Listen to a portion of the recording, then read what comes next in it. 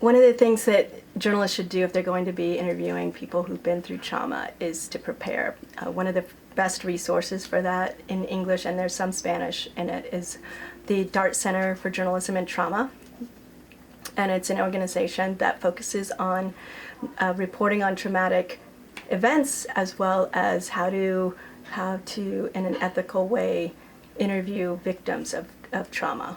And so that's a great resource for journalists to go to first before they even go anywhere and talk to people who've maybe been through a traumatic event. In the Society of Professional Journalists Code of Ethics, you want to minimize harm, right? So you don't want to re-traumatize. That's going to be your default. You don't want to cause more harm to somebody who's already been through a traumatic event. And I think first off, just treating them with respect, understanding that they might need some time.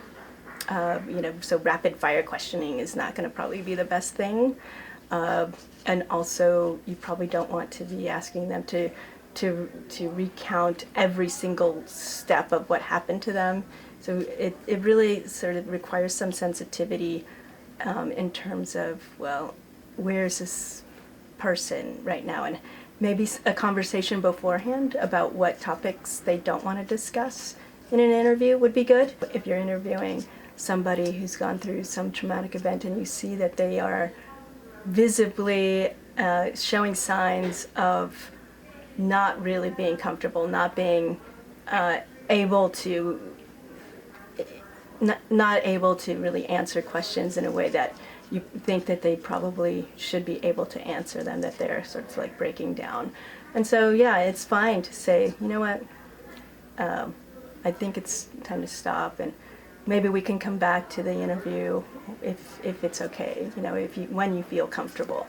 Journalists aren't intentionally trying to make mistakes, right? But what happens is there's a lot of things that happen in terms of them not having enough time to prepare, or they're ill-prepared if they're not from the region, come in from the outside and have all these assumptions about what their story should be before they even get here, and haven't done research on the history of the region. They don't know the context. So if they were to prepare a little bit more and understand the communities in which they will be working or are going to be working, then a lot of those issues could be avoided. Let's say you're reporting on the issue of undocumented migration.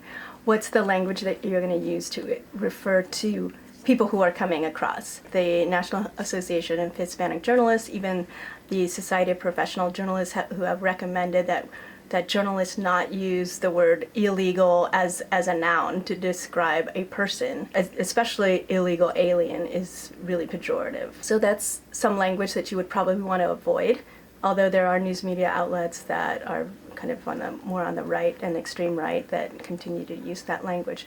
But what it ends up doing is dehumanizing an entire population. If you even use undocumented migrant, you're assuming that this person is undocumented, whereas as journalists, we might not know that unless we've followed that person through the whole process of going through immigration court. And sometimes you're not able to do that. So maybe even in some cases, migrant would be the best term, right? If we believe in due process, right? Or border crossers. I've heard people use that language and used it myself. So really the term that you should be using, though, is the term that's most accurate to that particular person. So it makes it more difficult for the journalists, too. They need to do their work to find out what is that status of that person, and maybe also how they want to be identified. Another, I think, issue and shortcoming in the work of journalists dealing with issues of immigration and the borderlands is sort of only including extreme perspectives. We see a lot of reporting on the wall. People who are for the wall and people who are against the wall. And there's not much dialogue. In the end, it leads to a lot of misunderstanding. People who don't have any experience with this region making their own assumptions and then not having a full understanding of what's going on.